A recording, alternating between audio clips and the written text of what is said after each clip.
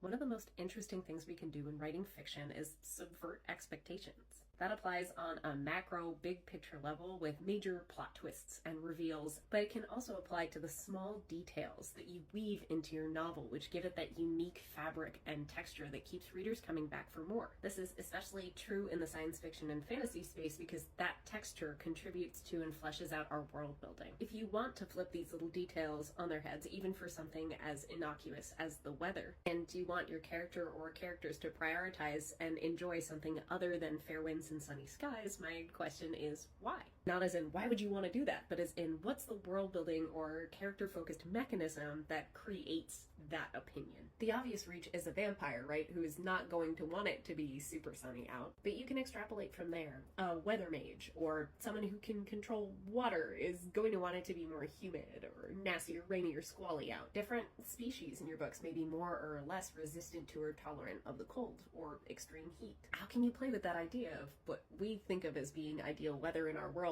not being ideal weather at all in theirs? It could be situational as well. You need rain for a heist or a very specific other plot relevant purpose.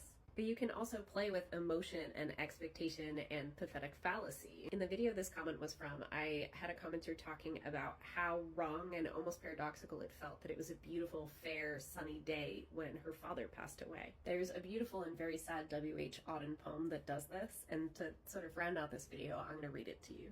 Stop all the clocks, cut off the telephone, prevent the dog from barking with a juicy bone, silence the pianos, and with muffled drum, bring out the coffin, let the mourners come. Let airplanes circle moaning overhead, scribbling on the sky the message, he is dead.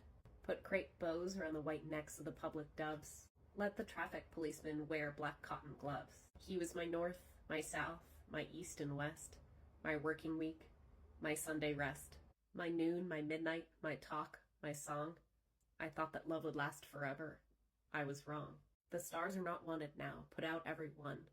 Pack up the moon, dismantle the sun, pour away the ocean, and sweep up the wood, for nothing now can ever come to any good.